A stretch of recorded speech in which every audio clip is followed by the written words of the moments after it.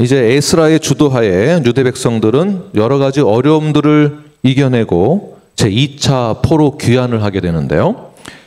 2차 포로 귀환하여서 예루살렘에 당도하는 그 시간이 지난 시간에 배웠지만 4개월의 시간이 걸렸습니다. 이 4개월의 시간은 아주 단순한 그런 여정을 소개하는 그러한 정보를 주는 메시지가 아니라 이 4개월의 시간은 신실하신 하나님께서 포로 귀환하는 백성들, 그들과 함께 하신 여정의 증거라고 볼 수 있는 것입니다. 4개월이라는 시간이 짧은 것 같지만 그 짧은 시간 안에 하나님의 역사가 그들과 함께 있었다라고 여러분 기억하시기를 바랍니다. 그 4개월 동안은 하나님의 도우심이 없이는 한 걸음도 갈 수 없는 그런 여정이었습니다. 자, 오늘 본문에서 그 여정을 자세히 기록하면서 그들이 여정을 마친 다음에 예루살렘에 도착하여서 무엇을 어떻게 시작하였는지, 그리고 그들은 어떠한 마음의 자세를 가지고 하나님께 영광을 돌리는지 세 가지를 함께 나누어 보도록 하겠습니다. 첫 번째는 이 본문을 보아 알 수 있는 것은 준비된 예배자가 되어야 한다는 것입니다. 32절 말씀을 우리 한 목소리로 크게 읽겠습니다. 시작. 이에 예루살렘에 이르러 거기서 3일간 머물고. 네.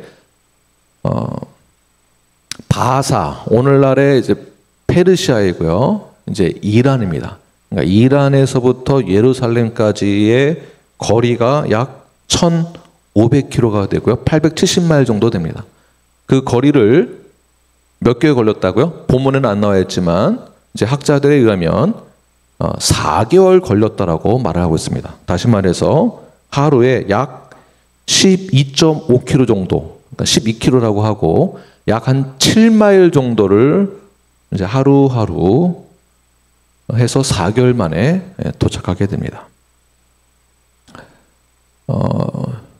이 여정을 떠날 때, 포로 귀환을 할 때 그냥 맨몸만 가는 것이 아니겠죠. 이제 성전을 다 지었고 성전에 필요한 여러 가지 그러한 물건들을 짊어지고 아이들의 손을 잡고 이제 가야 하는 아주 어려운 그런 여정이었습니다. 별것 아닌 것 같지만 힘든 여정이었는데요. 이 여정을 이렇게 자세히 보게 되면 오늘날의 이란입니다. 이란에서부터 예루살렘까지 가는 그 중간에 사막이 있습니다. 그러니까 사막을 지나가야 합니다. 아주 더운 날씨이고요. 또 주변에 많은 위협이 있었습니다. 그러니까 안전하게 예루살렘에 당도한다는 것은 아무 사고도 없고 그 누구도 다치지 않고 병들지 않고 강도들에게 위협당하지 아니하고 예루살렘에 당도했다는 것은 있을 수 없는 사건이 일어난 것입니다. 그러니까 안전하게 도착했다는 것은 하나님의 도우심이 있었기 때문에 가능했다라고 보는 것입니다. 여기에는 하나님의 도우심과 은혜가 있었다라고 보는 것이죠. 행군하는 이 구간은 12km, 약 7마일을 하루하루 걸어가야 되는데 이 7마일은 하루 만에 걸어가는 이 7마일은 하나님의 도우심이 없이는 절대 걸어갈 수 없다라고 저희들은 볼 수 있는 것입니다. 다시 말해서 하나님의 손에 붙들린 여정이 그들에게 있었기 때문에 안전하게 예루살렘에 도착할 수 있었습니다. 다시 말해서 단 몇 걸음을 가더라도 그러니까 하루에 7마일 거리 뛰어가면은요 약 1시간 정도면 갈 수 있는 거리입니다. 7마일은.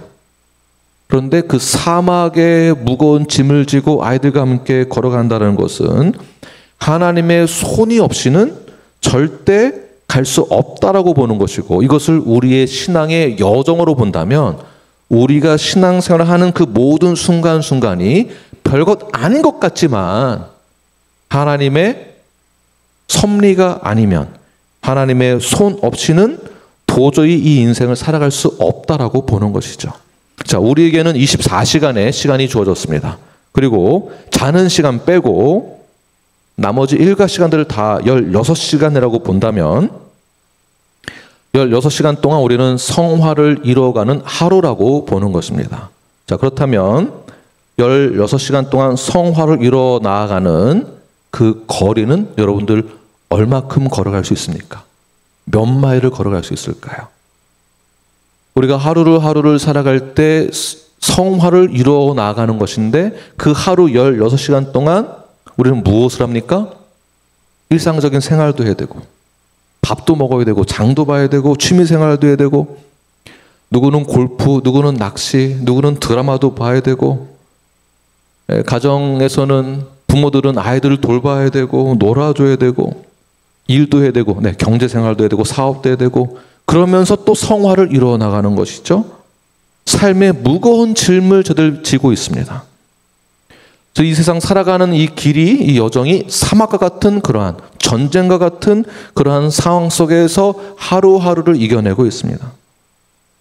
이때에 우리의 신앙의 성숙을 향하여서 걸어가는 그 발걸음, 하나님의 도우심과 손이 없다면, 도움의 손길이 없다면 우리는 그 믿음의 발걸음을 내디딜 수 없다라는 것입니다.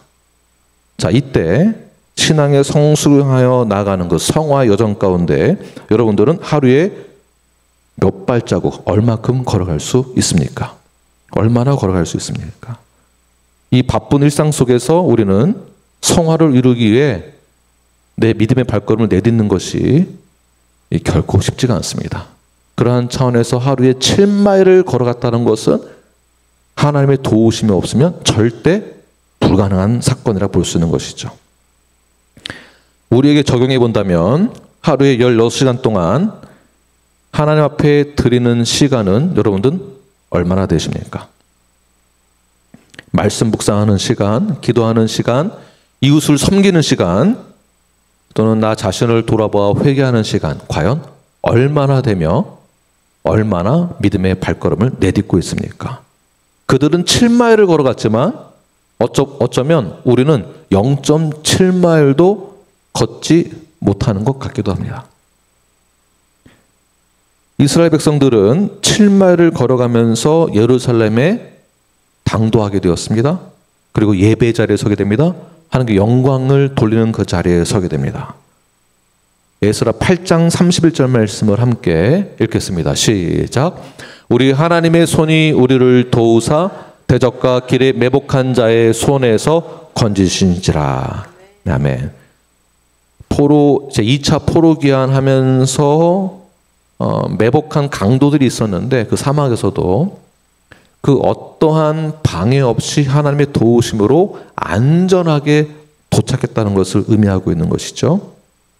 그래서 학자들이 하루에 7마일을 걸어간 이 에스라가 주도한 포로 귀환자들이 7마일을 갔다는 것은 엄청나게 빨리 걸어갔고 멀리 갔다라고 보고 있습니다. 쉽지 않은 7마일이었다라고 보는 것인데 그만큼 하나님이 함께했기 때문에 빨리 갈 수 있었고 멀리 갈 수 있었다라고 보는 것입니다. 어쩌면 우리가 하나님의 손이 없었다면, 하나님의 도움이 없었다면 우리는 0.7마일도 가지 못했을 것입니다. 그러므로 하나님의 손이 우리와 함께 한다면 우리도 그들처럼 이 세상 살아가는 데에 힘들지만 어렵지만 믿음의 발걸음을 내딛는 순간 적어도 7마일은 갈 수 있다는 것입니다. 7마일. 옆 사람을 보시면서 당신도 7마일은 갈 수 있습니다. 이렇게 한번 선포하십시오. 상징적인 의미로 7마일이라고 한 건데 여러분 또 진짜 7마일만 가시려고 하면 안 됩니다. 네, 당신도 여러분도 우리 모두가 하나님의 도우심과 또 성령의 역사와 하나님의 의로운 손이 함께하는 순간 이 어려운 우리 인생의 삶, 이 삶을 7마일 정도는 저들이 여유 있게 갈 수 있다. 우리가 못하는 것이 아닙니다. 목사님, 저는 아직 신앙생활도 얼마 안 했고 아는 것도 없고 저 할 수 없어요. 바쁘고 힘들어요. 돈도 벌어야 되고 아이들도 돌봐야 되고 노후 대책도 준비해야 되고 사실 드라마도 좀 봐야 돼요. 그러나 여러분, 우리가 하나님 함께하는 순간 내 인생에 0.7마일 가던 성숙을 향하여 나가는 그 성화의 과정을 이제는 7마일로 연장하시길 바랍니다. 하나님, 오늘 제가 7마일 정도는 가겠습니다. 아니, 하나님 제가 오늘 10마일은 가보겠습니다. 바울도 이 성화의 과정을 달리기 경주로 표현했습니다. 내가 끝까지 달려갈 그 길을 향하여서, 표대를 향하여서 내가 나아가는 것, 달려가는 것, 그 곳을 향하여서 오늘 하루 7마일을 달려갈 준비가 되시는 저와 여러분이 되길 간절히 축원합니다. 네, 그러나 중요한 것이 있습니다.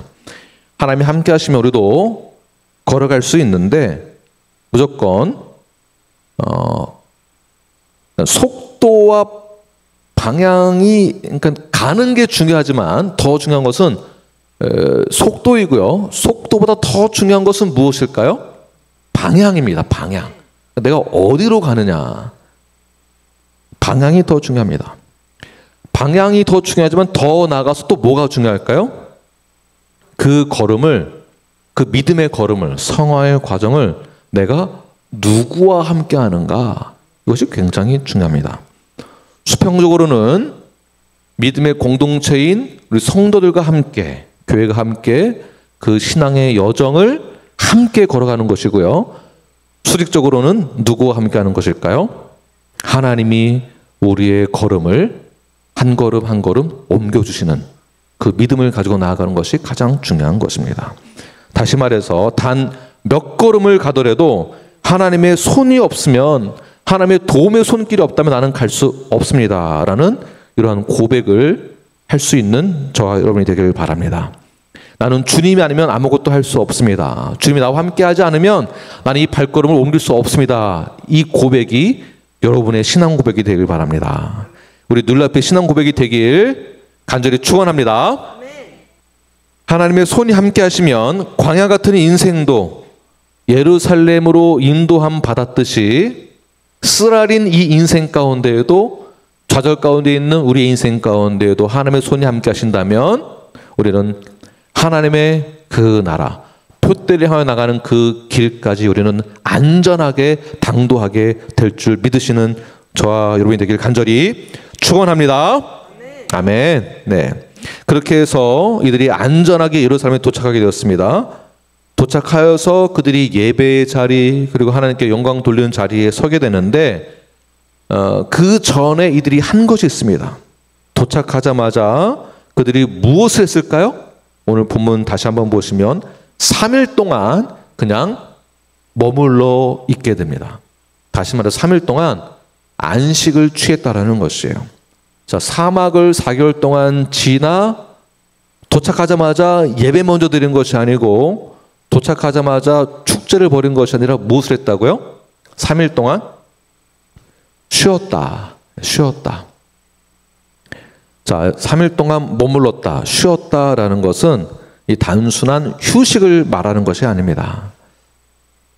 휴식이긴 하지만 어떠한 휴식이냐 하면 하나님 앞에 나 자신을 돌아보는 시간을 갖는 것입니다. 다른 표현으로는 영적인 정돈이 필요하다라는 것이죠. 성경에서 3일 동안 머문다라는 이 표현이 곳곳에 많이 등장합니다. 자, 이것은 단순한 물리적 쉼이 아니라 어떠한 거룩한 일을 앞두고 3일 동안 영적인 정결한 시간을 갖는 그 시간을 말하는 것이죠. 여호수아 3장에서도 요단강을 건너기 전에 백성들이 3일 동안 진영에 머무르게 됩니다. 아무것도 안 하고. 자, 그 뜻은 무엇인가 큰 일을 하기 전에, 요단강을 건너기 전에 뭔가를 준비해야 한다는 것을 상징하는 것이죠. 출애굽기 19장의 내용을 보아도 시내산에서 하나님부터 율법을 받기 전 모세는 백성들에게 3일 동안 뭐라고 하죠? 자신을 성결케 하고 있어라 라고 권면을 합니다. 자신을 성결케 하라. 며칠 동안? 3일 동안.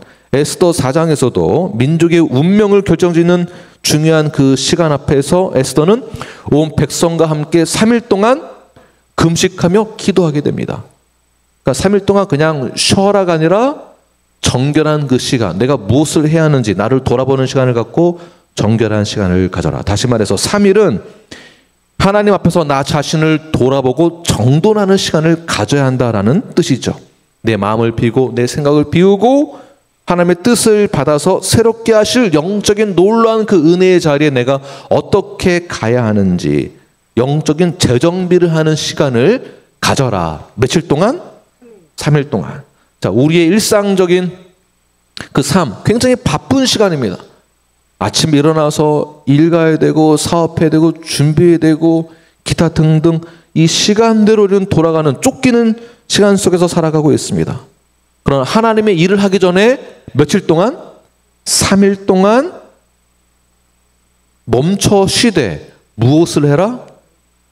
그냥 물리적으로 가만히 릴렉스하고 쉬라는 얘기가 아니라 하나님이 앞으로 나를 어떻게 인도하실 것인지, 그리고 나는 그 하나님의 명령에 나는 어떻게 순종할 것인지 나 자신을 돌아보고 나의 생각과 마음과 영적인 것을 정돈하는 시간을 가져라 라는 뜻이죠. 그러니까 하나님의 일을 하기 전에 준비된 상태가 되어야 함을 말하고 있는 것입니다. 자, 중요한 것은 하나님은 우리가 무엇을 하느냐보다 내가 어떠한 상태로 하느냐 이거를 보겠다라는 것입니다. 오늘 본문의 내용이 좀 이해가 되십니까? 하나님은 우리가 무엇을 하느냐보다 뭐를 더 보신다고요? 내가 어떠한 상태로 하느냐. 내 마음은 분노로 가득 차 있고 불신으로 가득 차 있는 상태에서 찬양을 드린다. 그 찬양과 예배를 하나님이 받으실까요? 그렇지 않다라는 것입니다. 내 상태가 어떠한가? 그 3일이 우리에게 주어졌다는 것입니다. 그 3일의 시간이 우리에게 반드시 필요한 것입니다. 우리 신약에서도 보게 되면 누가복음이죠. 예수님은 마르다처럼 열심히 뭔가를 하기는 하는데 더 중요한 것은 어떠한 상태로 하느냐를 보신다는 것이죠. 그 어떠한 상태에서 예수님 말씀에 귀를 기울이어 오직 주의 말씀에 집중하고 있는 그 상태를 가진 자가 누굽니까? 마리아입니다. 그러니까 마르다는 어떠한 상태로 일을 했는가를 한번 생각해 보시고, 반대로 마리아는 어디에 집중해 있었는가? 그의 마음의 상태가 어떠했는가? 마리아에게는 성경에 3일이 주었다. 꼭 물리적인 3일을 말하는 것은 아니지만 마리아에게는 예수님을 만나서 내가 어떠한 마음의 상태로 예수님 말씀을 받아야 하는지를 나를 준비했다라는 것입니다. 다시 말해서 이 3일 동안의 멈춤이란, 머문다라는 것은 우리 믿음의 자세라고 볼 수 있습니다. 그러니까 예배하는 자들의 마음과 자세를 상징합니다. 무엇을 점검해 봐야 될까요? 우리가 하나님 앞에 섰을 때에, 예배 자리에 나올 때에 우리는 무엇을 점검해야 될까요? 내가 감사의 마음이 있는지 감사를 정리하는 것입니다. 내가 받은 그 은혜에 대한 감사, 나에게 새 생명이 주어진 하나님의 그 선물에 대한 감사, 내가 하나님의 자녀가 되어진 축복에 대한 감사, 나의 모든 죄가 다 사함받은 예수 그리스도의 보혈의 능력에 대한 그 감사를 한번 정리해보는 시간을 갖는 것입니다. 그러면서 나의 지난 여정을 돌아보고 하나님의 은혜를 되새기면서 내가 한 주간 어떠한 마음의 자세로 살았는지를 돌아보면서 지금 내 마음의 상태가 어떤지를 확인하고 점검하는 것입니다. 그러면서 나는 지금 현재 누구의 손에 붙들렸는가? 나는 누구의 말씀에 귀를 기울이고 있는가?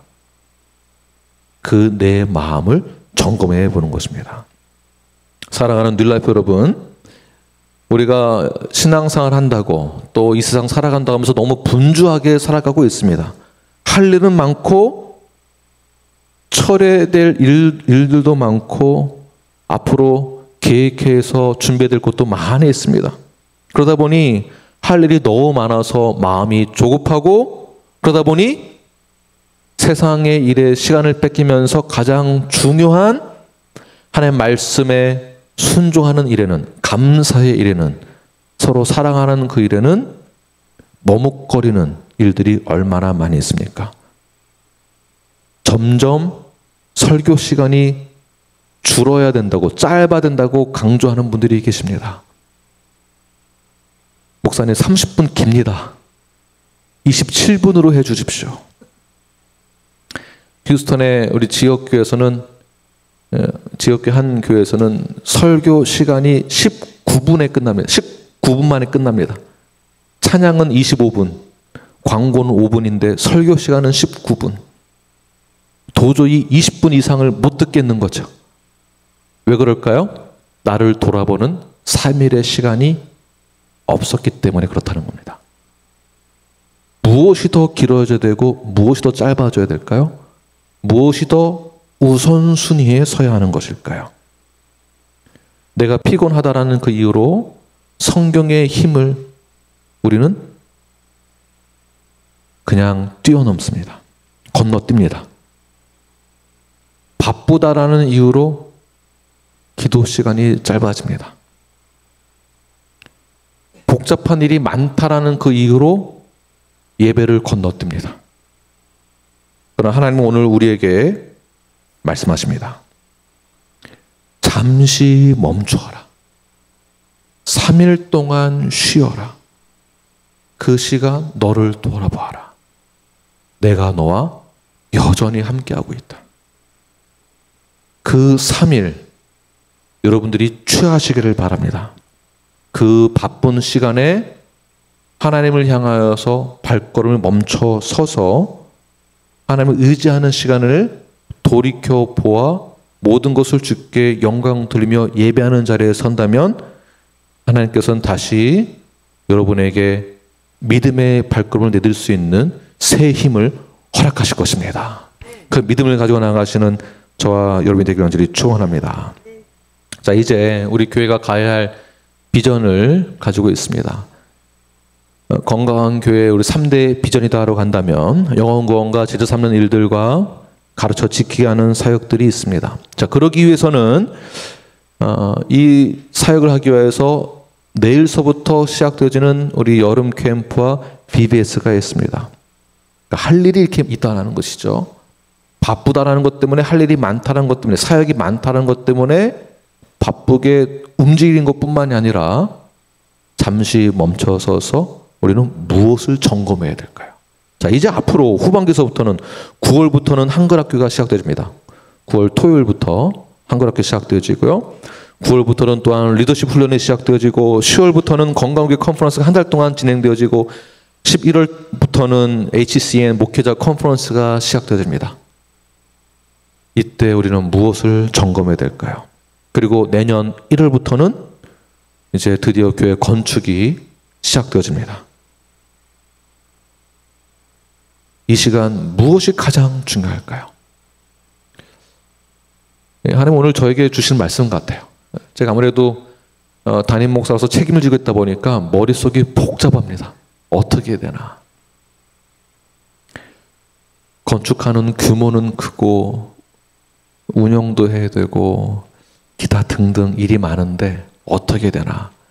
머리를 아무리 짜내도 방법이 없습니다. 어떻게 해야 될까요? 3일 동안 멈춰서는 시간이 저에게 필요하다는 것이죠. 동시에 우리 뉴라이프에게 필요하다는 것입니다.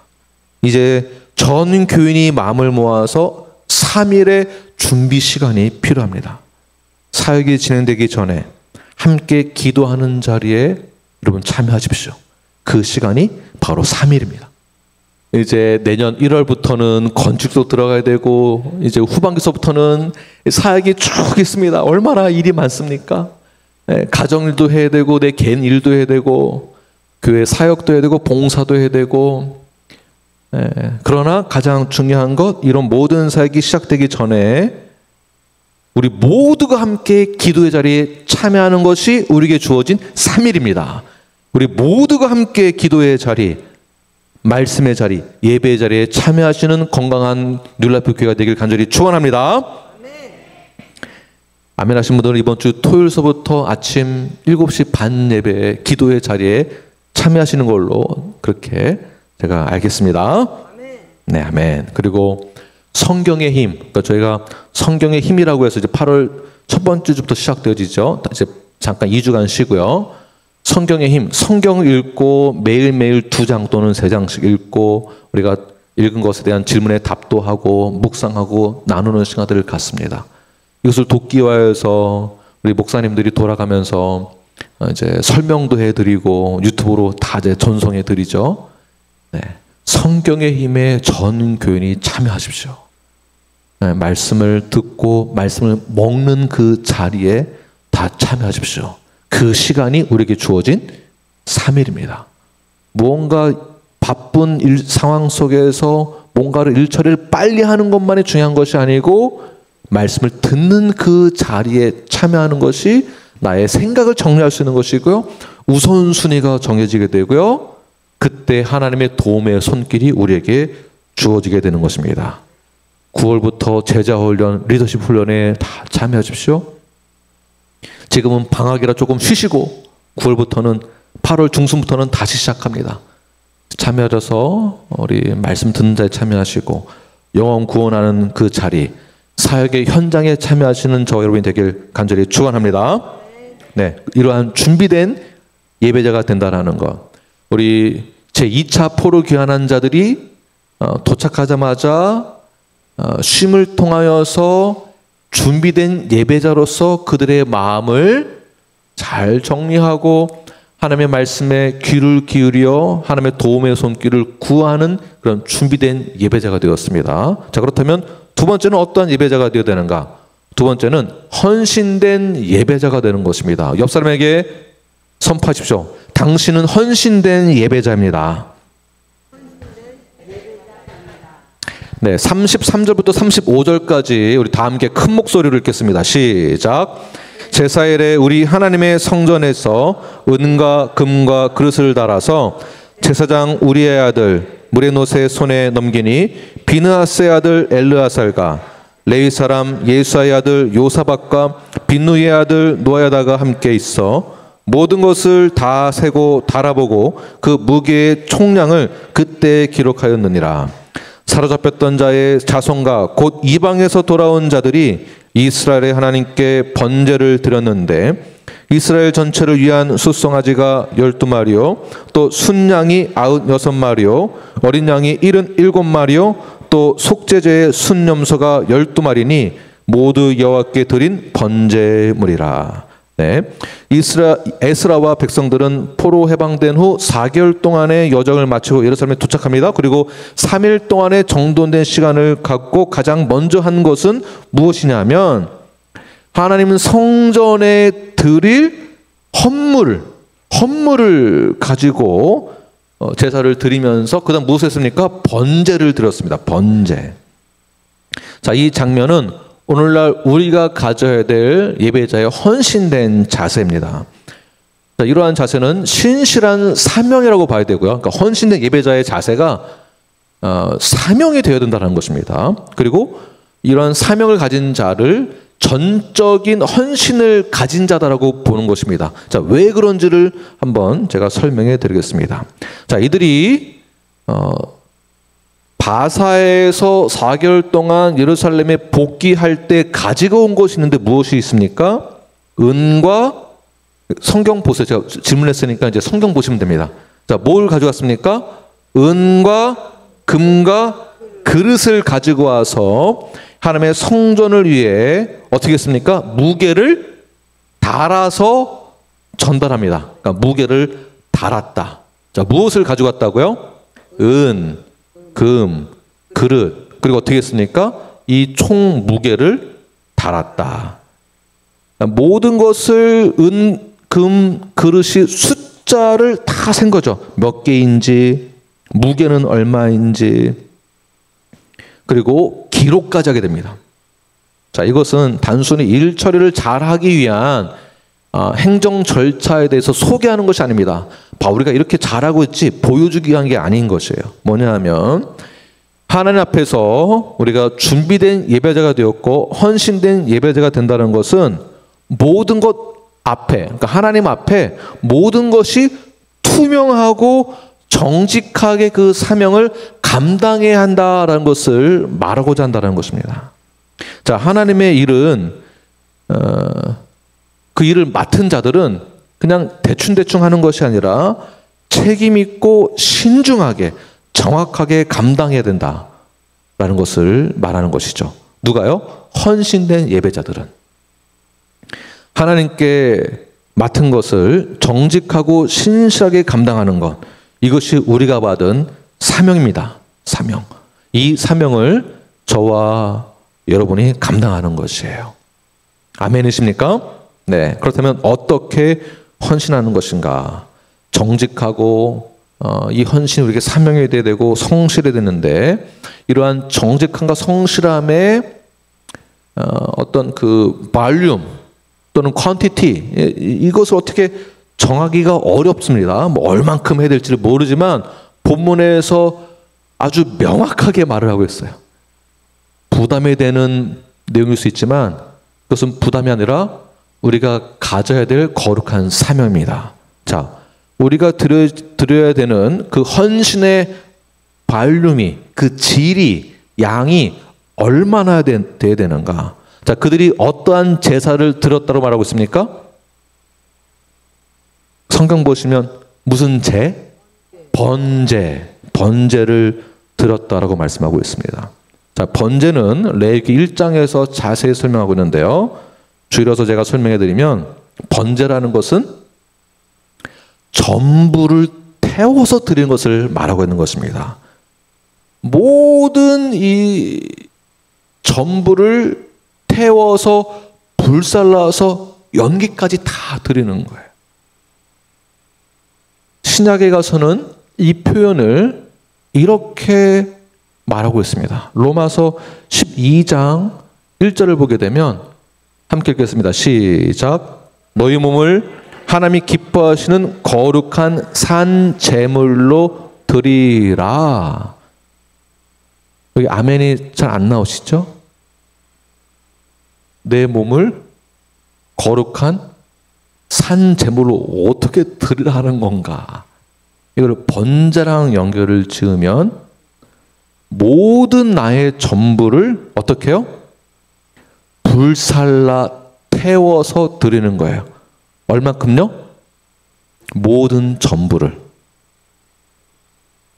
누구를요? 나를. 그러니까 번제를 드린다는 것은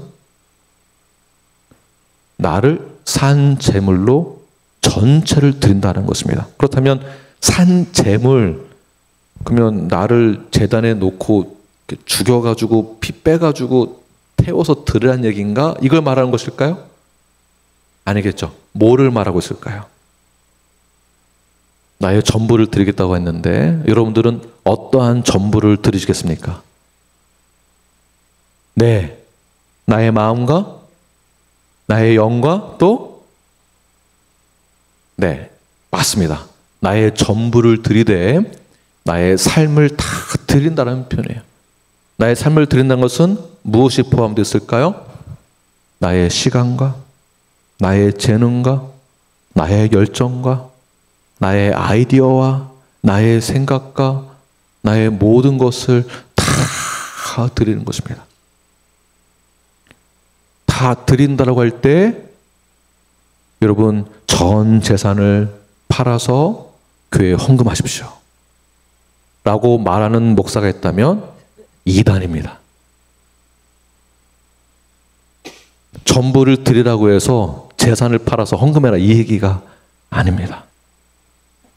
여러분의 모든 가지고 있는 나의 가치관, 나의 세계관, 나의 중심, 그 모든 것을 주께 연락드리는 것입니다. 나의 전부를 드린다. 더 나아가서 숨길 것 없이 다 드리는 거예요. 남길 것 없이 다 드리는 것입니다. 이것이 바로 주님의 손에 모든 것을 맡기는 제사, 바로 번제입니다. 이 번제를 오늘 다시 말하면 헌신이라고 볼 수 있는 것입니다. 헌신된 예배자가 되십시오. 좀 더 구체적으로 헌신된 예배자가 된다라는 이 번제에 관련된 이 헌신은 구체적으로 본문에서는 뭐라고 말하고 있는가?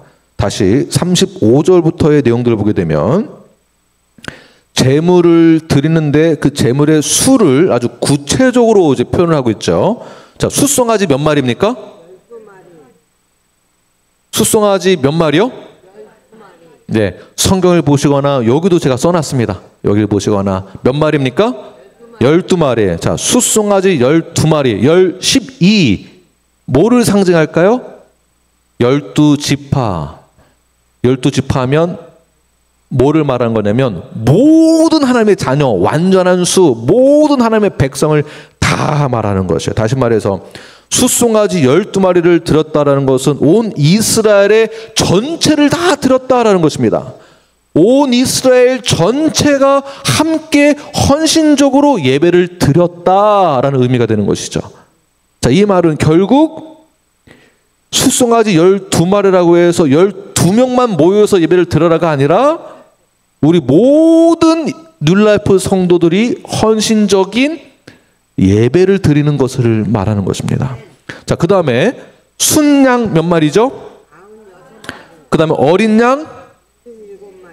자, 이것은 무엇을 뜻하냐면 모든 세대란 이제 저의 윗세대, 그다음에 저의 세대, 우리 아이들의 세대, 모든 세대가 공동체가 전체 예배에 참여했다는 뜻이 또 포함되는 것이고요. 또 순염소 12마리 무엇이죠? 12마리 12, 모든 성도들이, 모든 하나님의 백성들이 순염소를 드렸다는 것은 속죄를 위한 철저한 회개를 말하는 것입니다.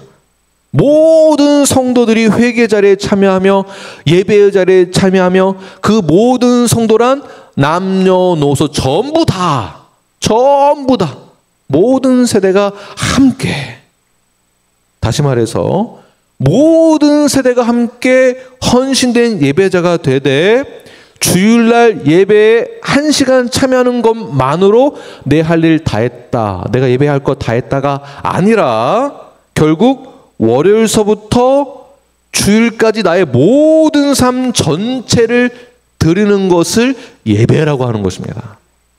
그러니까 교회는 예배를 드리러 가는 것이 결국에는 이게 완전히 완전한 맞는 정답이 아닙니다. 예배는 어디서 드리는 것입니까? 네, 교회에만 예배 드리는 거 아니에요. 기도는 어디에서 하는 겁니까? 찬양은 어디에서 하는 겁니까? 교회만이 아니라 내 삶 전체 모든 세대가 남녀노소 어디에 있든지 어느 곳에 있든지 그 자리가 우리의 삶을 드리는 예배의 자리가 된다는 것입니다. 여기까지 이해가 되십니까? 이것이 우리가 받은 바로 헌신된 예배자의 삶, 우리가 받은 사명이 되는 것입니다.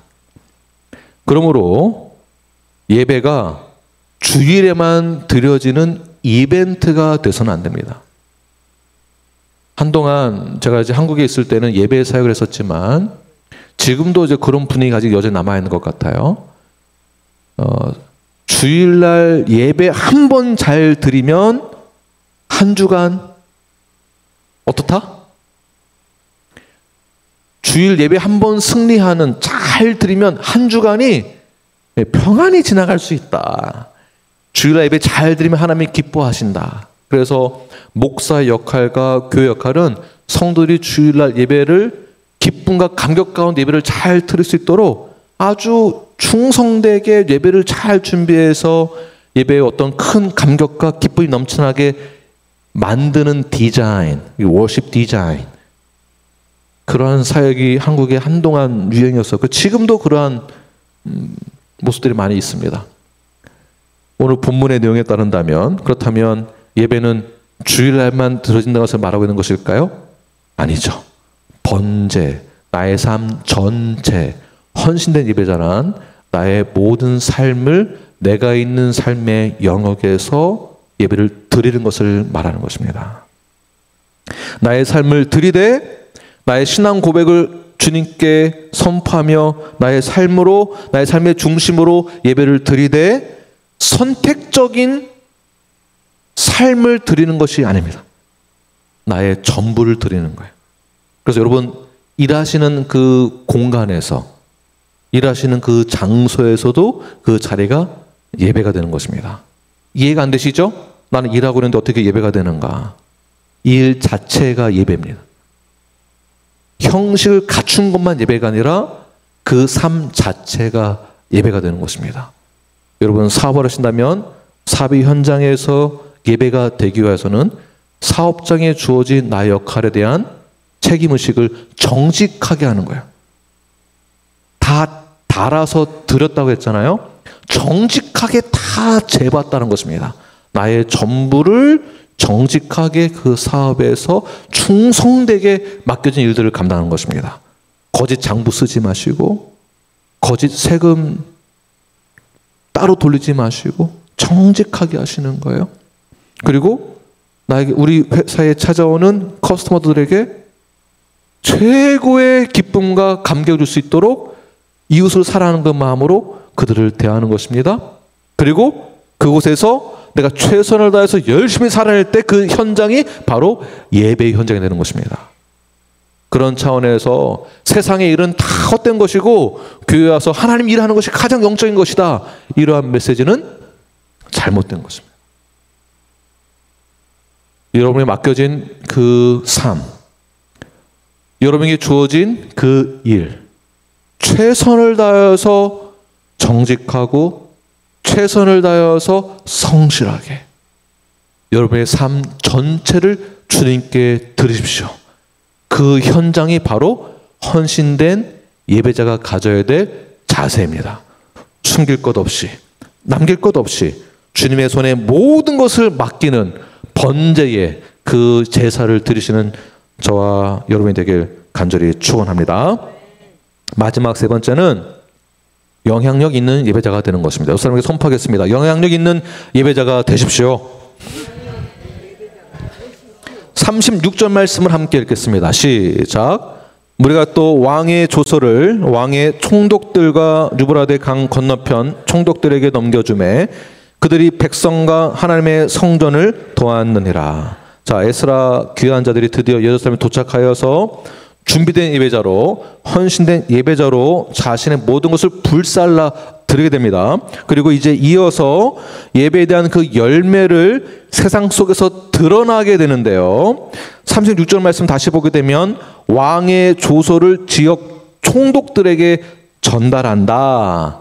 자, 이 내용은 이 에스라 전체의 성경의 내용을, 문맥을 이해 못하면 오늘 본문 절대 이해 못합니다. 네, 그래서 오늘 처음 오신 분들은 오늘 22번째 시간이니까 1번서부터 쭉 들으시면 오늘 본문이 이해되는 겁니다. 집에 가셔서 하나씩 잘 들어보시기를 바랍니다.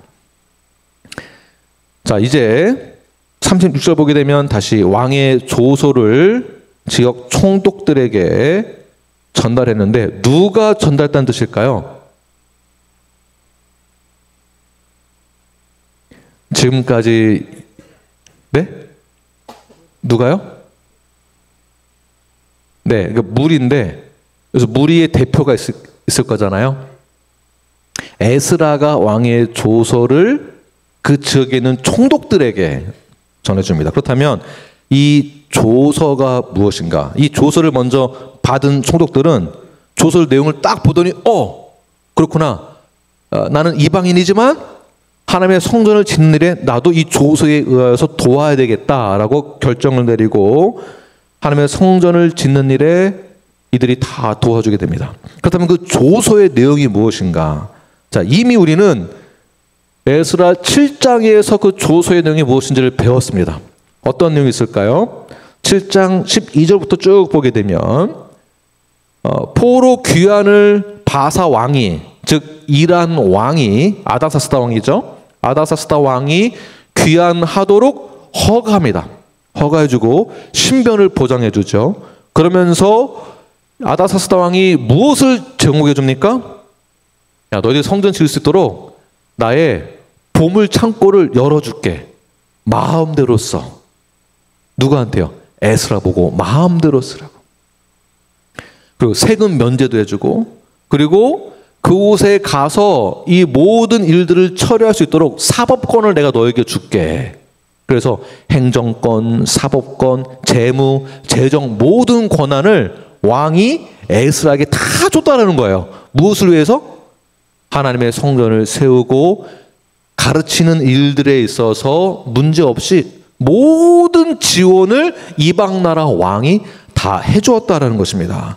그러니까 에스라가 이방 나라에 그 당시에 아다사스다 왕은 최고의 권한을 가진 자입니다. 최고의 권력을 가진 자였고요. 그 왕이 에스라에게 많은 권한을 부여해 주었다. 자, 다시 말해서 이 뜻은 그만큼 에스라가 준비된 예배자, 헌신된 예배자, 하나님의 손에 붙들린 자였었기 때문에 그들이, 에스라와 백성들이 이방 왕인 아닥사스다 왕으로부터 신임을 얻었다라는 것을 보는 것이죠. 자, 그만큼 그들은 세상 사람들로부터 존경을 받았고 그들에게 많은 좋은 영향을 끼쳤다라고 볼 수 있습니다. 오늘 한국의 뉴스를 보면 이 종교, 교회 또는 이단 집단들과 정치와 얽히고 설킨 여러 가지 듣기 힘든 뉴스를 접하게 됩니다. 정확한 속 내용은, 숨겨진 내용은 잘 알 수 없지만 어쨌든 중요한 것은 교회가 어느 한 사람의 목사가 전체 개신교를 대표하는 것은 아니지만 적어도 모든 교회가 다 그렇다라는 것은 아니다라는 것입니다. 교회는, 저와 여러분은 어디를 가든지 에스라와 이 무리들처럼 존중받아 마땅한 분들입니다.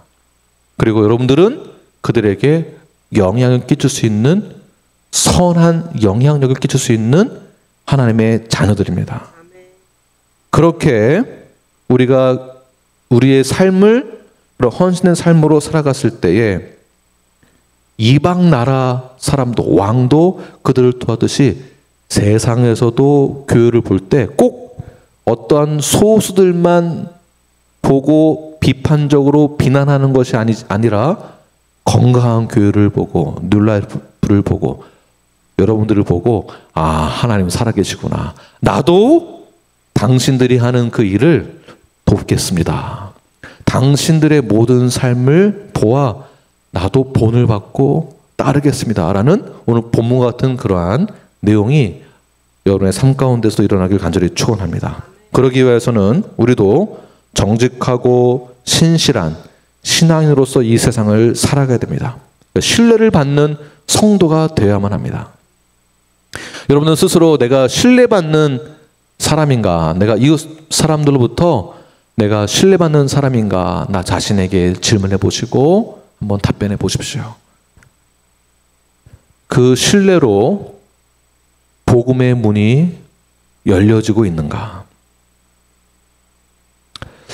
우리가 예배자로 산다고 하지만, 성도로서 산다고 하지만 그동안 영향력이 없이 살았습니다. 이제부터는 여러분의 영향력이 있는 준비된 자로서, 헌신된 자로서 그 영향력 끼칠 수 있는 성도가 되기를 바랍니다. 그렇다면 오늘날 우리에게 주어지는 왕의 조서는 무엇일까요?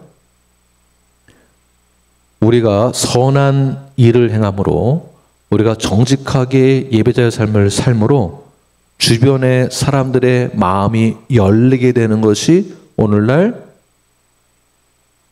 왕의 조서가 되는 것입니다. 교회의 신뢰가 지역 사회를 움직이게 합니다.